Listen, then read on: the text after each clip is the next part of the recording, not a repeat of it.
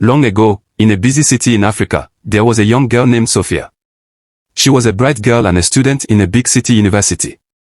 She was in her second year, and people called her 200-level student. She came from a small town, but she had big dreams. Sofia loved reading her books, walking around the school, and also using her phone to meet new people online. Sofia had a close friend named Sandra. Sandra was different from Sofia. Sandra liked loud music, bright lights, and night parties. She always wanted to go out at night and dance with many people. But Sofia was quiet. Sofia did not like noisy places. Instead, she liked to sit in her room, press her phone, and chat with people from faraway places. This made her happy, and she felt she could make many friends even without going outside. One day, while Sofia was online, she met a new person. His name was Patrick. Patrick looked kind, handsome, and rich.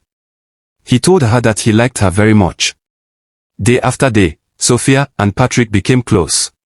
They talked on phone calls, they saw each other on video calls, and they laughed together.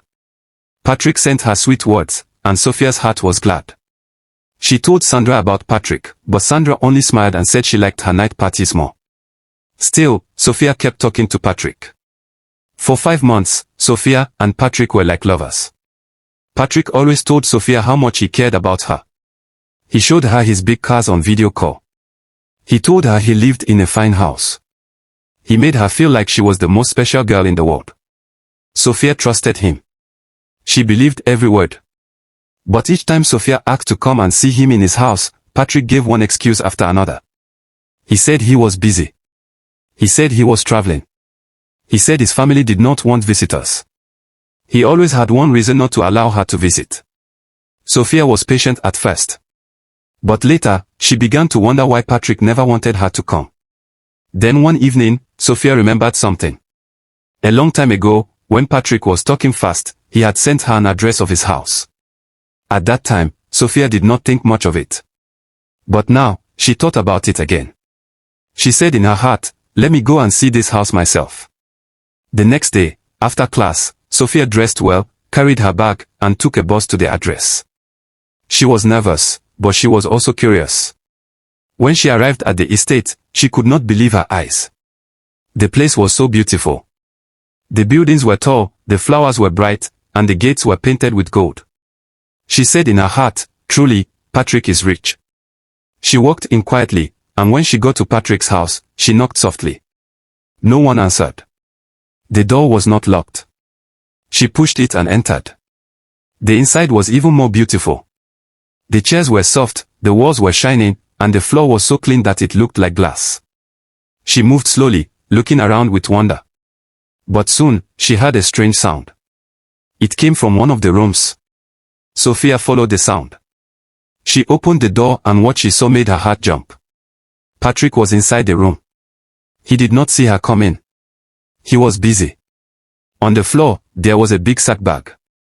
Inside the bag were things that made Sofia freeze. They were not clothes. They were not books. They were parts of human bodies. Hands. Legs. Flesh. Bones. Patrick was packing them into the sack like one who was preparing to sell them. Sofia's mouth opened wide. She wanted to run, but her legs were weak. Fear held her body. She wanted to scream, but her voice was dry. Finally, she shouted. She shouted so loud. But nobody came to help her. Patrick turned quickly. His eyes were red. His face was angry. He rushed to her and caught her. He said nothing. He only looked at her like a lion looking at a goat. Sofia tried to fight, but she was not strong. Patrick dragged her and locked her in a small room. Days passed. Sofia cried. She knocked the door. But no one came. She had no food. She had no water. Patrick only looked at her sometimes, saying nothing. She knew he did not want her to go free because she had seen his dark secret. At last, one evening, Patrick brought a big knife. He placed it on a table. He also brought a new sack. Sofia's body shook. She knew the time had come. Patrick wanted to kill her and put her inside the sack. Just as Patrick moved closer, something happened. The door to the house opened with force. Heavy boots stepped inside. it was the police. And behind the police was Sandra. Sandra had been worried. She had not seen Sofia for days. She knew Sofia went to meet Patrick. When Sofia did not return, Sandra told the police. She gave them the address Sofia had once shown her, and they came straight to Patrick's house. The police broke the door of the small room and saw Sofia crying. They also saw Patrick standing with his knife. Quickly, they rushed and caught him. They tied his hands and carried him away. Sofia was free.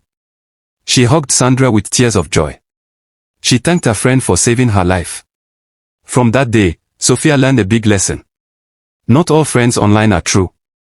Some are dark. Some hide evil under their rich faces. She told her story to other students so they would be careful. And that is how Sofia escaped the hand of Patrick the evil man, all because her true friend Sandra did not give up on her.